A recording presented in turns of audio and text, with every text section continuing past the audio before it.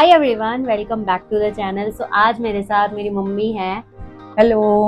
Podcast के लिए। जैसे कि मैंने पोल डाला था तो उसमें सबसे ज्यादा मम्मी के लिए आए थे वोट्स। तो हम स्टार्ट करते हैं आज की वीडियो। सबसे पहला क्वेश्चन है हमारे पास, what's your favourite memory of us? हमारी फेवरेट मेमोरी क्या है? वैसे तो हर पेरेंट की मेमोरीज, जितनी भी बच्चों के साथ जितने भी मोमेंट्स होते हैं सारे स्पेशल होते हैं, लेकिन एज अ मदर मेरा सबसे जो मेमोरेबल मोमेंट है जो मैं लाइफ में कभी नहीं भूलूंगी, एक्चुअली दो हैं। वो तब भी मेरे साथ ही थी वो बात अलग है कि मैं देख नहीं पा रही थी लेकिन फील कर पा रही थी। जब मेरी प्रेगनेंसी का 3rd मंथ था और मैंने इसकी हार्ट बीट सुनी थी फर्स्ट टाइम अल्ट्रासाउंड में तब, और जब मैंने आफ्टर डिलीवरी इसको फर्स्ट टाइम जब देखा था तब। ओके, सेकंड क्वेश्चन है हमारे पास, what's the craziest thing I did as a kid? मैंने सबसे पागलपंती वाली चीज बचपन में क्या की है? सबसे पागलपंती वाली चीज़ तो कैरी अभी भी करती है, लेकिन हाँ जो मुझे याद है तब 7-8 मंथ की थी तब इसने चलना शुरू कर दिया था।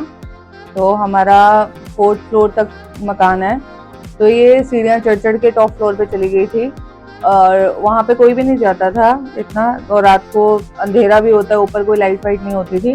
तो ये वहाँ के बाथरूम में घुस के और टैप खोल के पानी के साथ ऐसा ऐसा करके खेल रही थी, हाथ ऐसा करके, और मुझे नहीं पता लगा। मैं किचन में एक्चुअली काम कर रही थी, जैसे मुझे लगा कि आवाज़ दी मैंने, जैस्मिन जैस्मिन बोली नहीं। मैंने पूरी गली में अब नंगे पाँव बिना दुपट्टे के आवाजें मार मार के घूम रही, किसी ने जैस्मिन को देखा है, किसी ने जैस्मिन को देखा है, मेरी बेटी कहाँ चली गई। और मैं 2 चक्कर लगा चुकी थी छत पे, लेकिन ये मुझे कहीं नजर नहीं आई थी।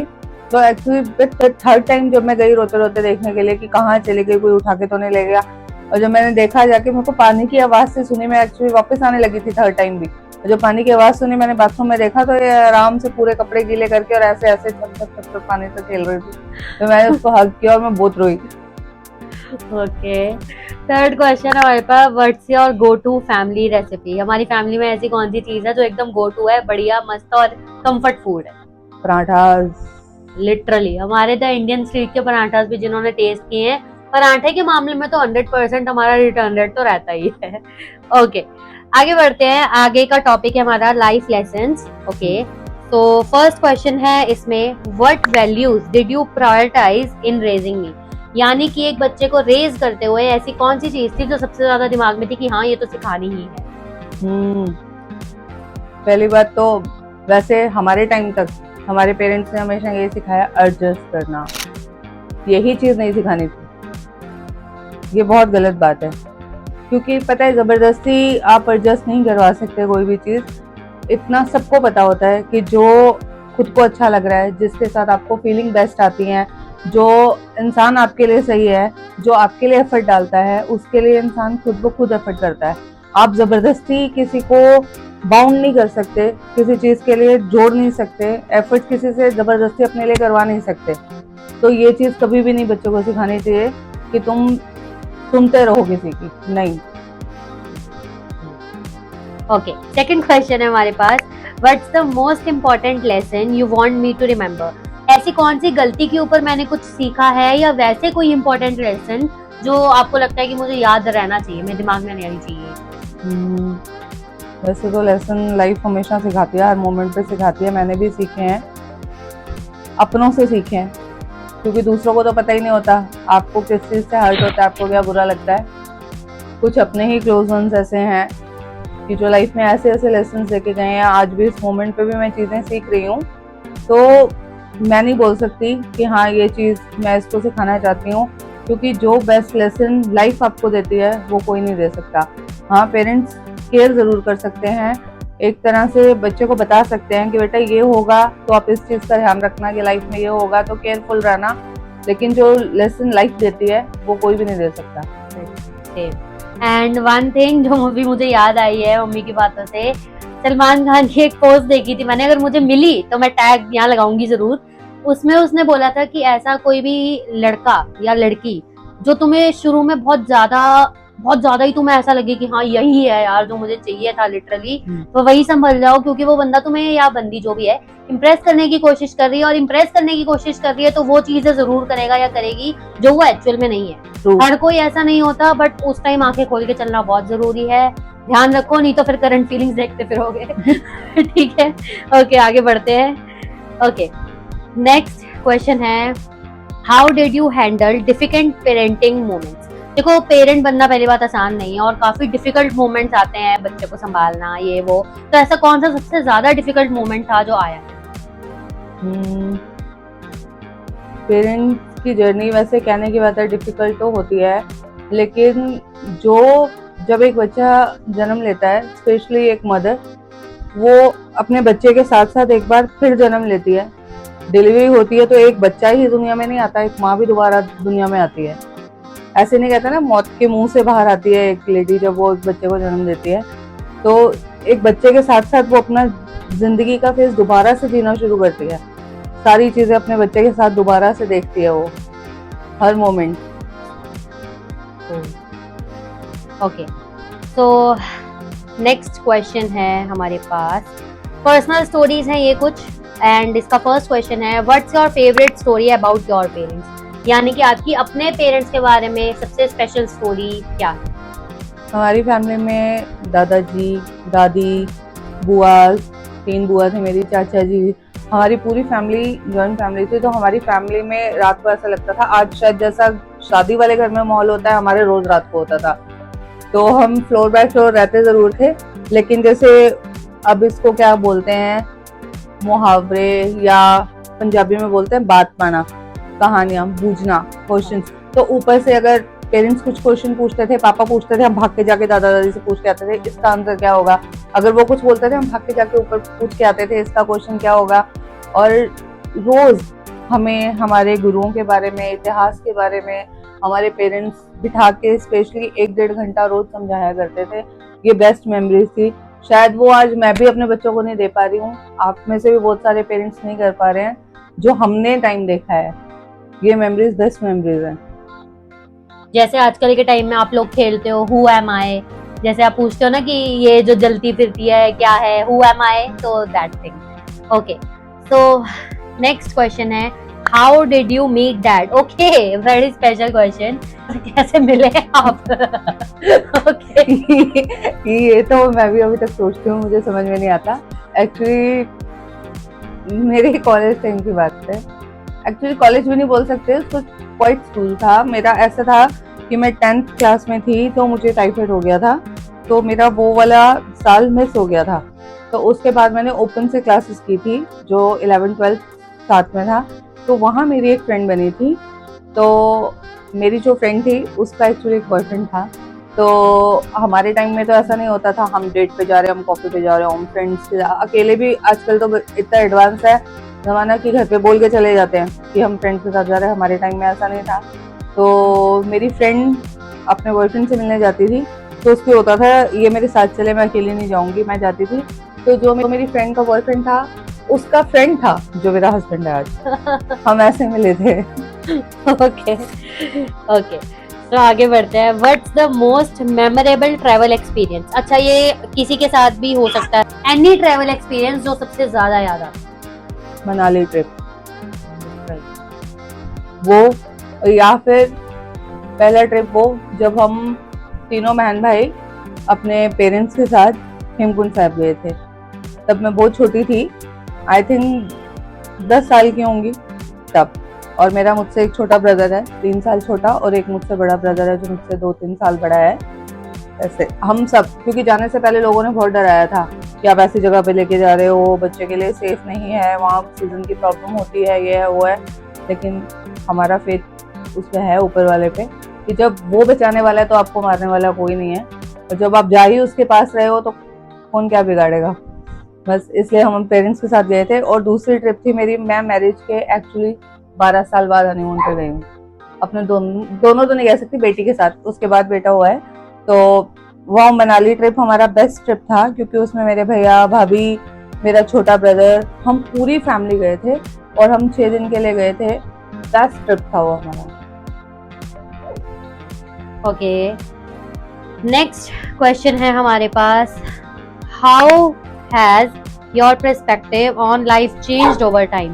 ओके, तो हैरी की आवाज आ रही है, ओके इग्नोर दैट। तो इस क्वेश्चन का मतलब है बेसिकली कि ऐसी कौन सी सबसे ज्यादा चीज चेंज हुई है टाइम के साथ साथ, जो अभी तक लगता है कि हाँ यार ये तो कितना बदल गई है ये चीज, मतलब चाहे वो खुद में हो या आप टाइम देख लो आसपास, सराउंडिंग्स, एनीथिंग।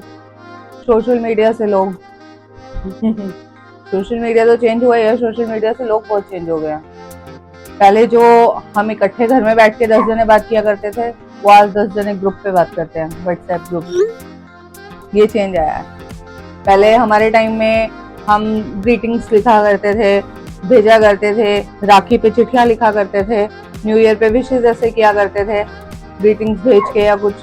आजकल बस एक मैसेज होता है और वो सबको फॉरवर्ड हो जाता है जो आपके लिस्ट में होते हैं। एफर्ट्स कम हो गए हैं बेसिकली, अटैचमेंट भी। ओके, नेक्स्ट है हमारे पास, what do you wish you could tell your younger self? Okay, ये बहुत अच्छा क्वेश्चन है और ये सबको एक बार आता है कि यार मैं काश बता पाती अपने आप को कि उस टाइम ये मत कर, ये सही नहीं है। तो ऐसी कौन सी चीज है जो अपने यंगर सेल्फ को बताना चाहोगे, अपने बचपने को, कि यार ये करना है या नहीं करना है? बट ऐसा अब कुछ कहना नहीं चाहूंगी क्योंकि टाइम निकल गया है, तो अब इन चीजों का कोई मतलब नहीं है। क्योंकि जैसी पेरेंटिंग हमारे पेरेंट्स ने हमें दी है, जैसा जॉइंट फैमिली में होता था कि कोई भी पेरेंट मतलब अपने बच्चे के लिए खुद से फैसला नहीं कर पाता था कि हाँ मेरा बच्चा ये करेगा या मेरा बच्चा ये करेगा, ऐसा कुछ नहीं था। तब पूरी एक डिसीजन एक बच्चे का या किसी का, वो पूरी फैमिली का डिसीजन होता था कि ये करना है या ये नहीं करना है। और इस वजह से आई थिंक बच्चे का कभी सही से लाइफ जाए ना जाए वो मैटर नहीं होता था, तो बस इज्जत मैटर होती थी। यही लगता है कि हाँ मुझे, अगर मैं चाह के भी, मैं इसलिए मैंने कहा कि मैं नहीं कुछ करना चाहूंगी चेंज, क्योंकि मैं उस टाइम कोई डिसीजन चाहती भी तो मैं नहीं ले सकती थी कि हाँ मुझे यही करना है। मुझे फैशन डिजाइनिंग करनी थी, ठीक है, मुझे होम डेकोरेशन का कुछ करना था, मेरे को बहुत शौक है घर सजाने का, चाहे वो छोटा हो चाहे बड़ा हो। मैं एक कमरे में भी रही हूँ 12 साल 13 साल, लेकिन वो 12-13 साल मैंने एक कमरे को ही कम से कम 50 बार डिजाइन किया होगा। मुझे बहुत शौक है इन चीजों का। You can see this and that mirror and these sofas. Mummy की चॉइस है सब कुछ, पूरा brown and everything. Okay, so next question है, what's your advice for living a fulfilling life? Okay, अगर किसी को एडवाइस देनी हो कि यार तुम ये करो अपनी लाइफ में तुम्हारे लिए अच्छा रहेगा, या ये मत करना कि ये अच्छा नहीं रहेगा, मतलब अपने एक्सपीरियंस से अगर कुछ बता। मैं तो एक ही चीज कहना चाहूंगी, देखो आप सही करते हो तो भी आपके साथ चीजें गलत हो जाती हैं, आप गलत करते हो तो ऑब्वियसली गलत हो ही जाती है। तो मुझे तो ये लगता है कि आपको लाइफ एक ही मिली है, अभी से मुझे अगले पल का नहीं पता कि मैं हूँ या नहीं हूँ, तो फिर क्यों सोचना है किसी के लिए। बस आपकी फैमिली आपके साथ होनी चाहिए, जिनके साथ आपको रहना है, आपके पेरेंट्स इस चीज़ के लिए अग्री होने चाहिए। बाकी आप दुनिया की कभी मत सुनो, जो आपका दिल करता है आप वो करो। एक ही लाइफ मिली है, ये 4 लोग आपकी डेथ के बाद भी आके यही बोलेंगे खाना टेस्टी नहीं था, तो इनके लिए मत सोचो, ये लोगों का काम है बोलना। ये आपकी डेथ पे आके भी यही बोल रहे होंगे, यार मैं तुझसे इसलिए बात नहीं करती, तूने मेरी पोस्ट लाइक नहीं की ना। दूसरी पूछ रही होगी, अरे यार इतने दिन बाद मिली, कितनी चेंज हो गई है। तो इन लोगों के लिए अपनी लाइफ मत चेंज करो, जो आपका मन करता है वो करो। और दूसरों से मम्मी का मतलब था रिलेटिव्स एंड योर फ्रेंड्स और योर फेक फ्रेंड्स और unknown people, not your parents. हाँ, पेरेंट्स भी कभी कभी गलत होते हैं, लेकिन try to understand them also. कभी कभी चीजें सही भी निकलती हैं, ये मेरा पर्सनल एक्सपीरियंस है। तो बाद में पछताने से अच्छा है पहले सुन लेना उनकी, थोड़ा समझ लेना तो ज्यादा बढ़िया रहेगा। ओके, सो अब हम ये वाले क्वेश्चंस छोड़ देंगे, अब कुछ पर्सनल क्वेश्चंस मैं जो मेरे दिमाग में थोड़े से वो पूछ लेते हैं। ओके, सो मैं कुछ फैमिली मेंबर्स का नाम लूंगी, फटाफट क्विक रैपिड फायर करेंगे कि उनके बारे में एक अच्छी चीज बतानी है और एक बुरी चीज बतानी है, ठीक है? सबसे पहला डैडी के बारे में। गुस्सा बहुत आता है, ये बुरी चीज है, और दिल में नहीं रखते वो बहुत देर तक किसी के लिए कुछ भी, जो भी होता है वो दिख जाता है, वो एंगर वो दिल में नहीं पाल सकता किसी के लिए कुछ, ये चीज बेस्ट है। ओके, एंड नानी? नानी माएँ तो सबकी इमोशनल होती है ना, लेकिन मुझे एक्चुअली मुझे भी उनसे यही चीज मिली है, मैं भी वैसी ही हूँ। वो थोड़ा ओवर थिंकिंग ज्यादा करती हैं, बट वो कहते हैं ना, जो ओवर थिंक करता है ना बहुत ज्यादा, उसकी थिंकिंग सच होती है। 100%। और तुम फ्यूचर देख लो, ऐसा काम करती है। ओके, एंड डैडी के साइड की फैमिली के बारे में बात नहीं करेंगे हम, वीडियो बहुत लंबी हो जाएगी। ओके, सो एक और क्वेश्चन पूछ लेते हैं, व्हाट्स योर गोल? अब क्या ऐसा लगता है कि ये तो करना ही है भाई? और मैं सिद्धू मूसे वाला तो है नहीं, मेरे मरने के बाद भी लोग मुझे याद रखेंगे, लेकिन हाँ मैं इतना जरूर करना चाहती हूँ कि अगर मेरे बच्चे मुझे बाद में याद करें, बाकी मुझे किसी से कुछ लेना देना नहीं, लिटरली सिवाय अपने दोनों बच्चों को, दुनिया में जो भी है मुझे किसी से कोई लेना देना नहीं है। ये अगर मुझे याद रखें तो सिर्फ और सिर्फ गुड मेमोरीज के साथ याद रखें, और ये याद रखें कि हाँ मेरी मदर ने एटलीस्ट मेरे लिए इतना किया है कि हमारी लाइफ सेट है। बस मुझे लाइफ को अब इसी तरह जीना है और यही करना है सिर्फ, कि मैं अपने बच्चों के लिए कुछ ऐसा छोड़ के जाऊं कि वो एटलीस्ट मुझे याद करें तो गुड मेमोरीज के साथ याद करें। ओके, अपनी फैमिली को थोड़ा सा प्रेजेंट किया। मेरी फैमिली में मेरे मदर हैं, मेरे 2 ब्रदर हैं, एक जो मुझसे छोटे हैं, एक मुझसे बड़े हैं, और मेरे भाभी हैं और उनके 2 बच्चे हैं। ये मेरी फैमिली है। और मेरी भाभी से अब बोलूंगी तो शायद थोड़ा ऐसा लगेगा कि मैं बना के बोल रही हूँ, लेकिन ऐसा नहीं है। टचवुड मेरा उनके साथ रिलेशन ऐसा है कि जैसे 2 फ्रेंड्स होती हैं, उनकी शादी को भी 14-15 साल हो गए हैं, तो हमारा बॉन्ड ऐसा है कि जैसे एक फ्रेंड है। हम अकेले डेट पे भी गए हैं, हमने क्लबिंग भी की है, हम घूमने भी गए हैं दिल्ली से बाहर अकेले। तो मतलब हमारे में इतना बॉन्ड है कि अगर हमें कहीं जाना है, हमें कुछ खाना है, हमें कुछ घूमना है, हमें कुछ करना है, तो मैं मतलब ऐसा भी करती हूँ कि घर आके अपनी मम्मी तक को भी वो चीजें शेयर नहीं करती कि हमने बाहर क्या किया। कि एक वो ऐसा फेथ है। और भाई मेरे टचवुड वो अभी तक ऐसे हैं कि छोटा ब्रदर है चाहे बड़ा ब्रदर है, अब हमारे में अभी भी ऐसा चलता है कि वो मुझे उल्टे सीधे नामों से बुला के चिढ़ाते हैं। इवन मैं सोशल मीडिया पे कोई चीज पोस्ट कर दूं, उसमें उल्टे सीधे कमेंट करते हैं कि तू तो मोटी है, तू तो ऐसी है, तू तो वैसी है, अलग अलग नामों से मेरे को बुलाते हैं। तो अभी तक एक दूसरे को हम मार लेते हैं, डांट लेते हैं, हमारे बीच में ये चलता है, जो कि आजकल मुझे लगता है कि ब्रदर सिस्टर में ये बॉन्ड नहीं रहा, कि वो इतना मतलब जो बचपन में हम जिए हैं, हम टचवुड आज भी ऐसे ही जीते हैं।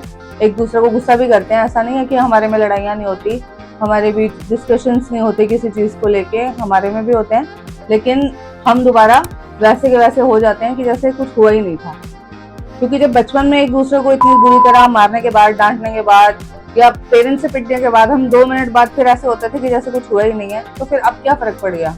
ये सिर्फ लोगों के अपने दिमाग हैं कि उसकी शादी हो गई, अरे भाभी के सामने ऐसा कह दिया, अरे जीजाजी के सामने ऐसा कह दिया। किसी के सामने कुछ नहीं होता, वो आपके साथ हैं, आपके बचपन के, आपके भाई बहन हैं, आपका खून का रिश्ता है, जिसको कोई भी चेंज नहीं कर सकता। सिर्फ ही आपका एक दिमाग है, आपकी सोच है जो बदल देती है। एंड लिटरली मुझे लगता है कि लोग कहते हैं मैच्योरिटी बहुत जरूरी है, मुझे लगता है मैच्योरिटी बल्कि रिश्ते खराब करती है। मुझे लगता है एक इनोसेंस बहुत जरूरी होती है। इसलिए एक लाइन थोड़ी कॉमन सी है कि पागलपंती भी जरूरी है। हाँ। वो कहते हैं ना, दिल से रिश्ते वही निभा पाता है जो थोड़ा पागल होता है। समझदारों के पास इतना वक्त नहीं है, क्योंकि इनोसेंस में हर चीज अच्छे से होगा। ऑफकोर्स बुद्धू भी नहीं बनना हर चीज में, लेकिन थोड़ा सा इनोसेंस जरूरी होता है, हर चीज में दिमाग लगाना। पर रिश्तों में थोड़ा पागलपन और रिश्तों में थोड़ा झुक जाना जरूरी नहीं होता कि अगर आप ठीक हो तो हर जगह आप खड़े ही रहोगे कि नहीं मैं ठीक हूँ, मैं ठीक हूँ, मैं ठीक हूँ, मैं ही ठीक हूँ, तू गलत है। नहीं, कभी कभी रिश्तों में अगर रिश्तों को बचाना है, स्ट्रॉन्ग करना है, बॉन्ड बनाना है अच्छा, तो कई बार गलती ना होते हुए भी वहाँ मान लेनी चाहिए। क्योंकि सिर्फ गलती मानने से अगर कोई रिश्ता अपना बचता है तो उसे बचा लेना चाहिए। लेकिन याद रखना, कभी कभी बार बार तुम ही झुक रहे हो तो लास्ट मार दो, नहीं तो मेंटल हेल्थ खराब होने वाली है, फिर दोबारा करंट फीलिंग्स देखते फिरोगे। ठीक है, ओके। तो यहीं पे वीडियो को एंड करते हैं। वीडियो पसंद आई है लाइक कर दो और चैनल को सब्सक्राइब कर दो जरूर करके जाना। और बहुत मेहनत लगती है यार वीडियो बनाने में, और लिटरली ये क्वेश्चन बिल्कुल प्लान नहीं थे, जस्ट मैंने ChatGPT से निकाले थे and I asked. So bye everyone, take care, bye.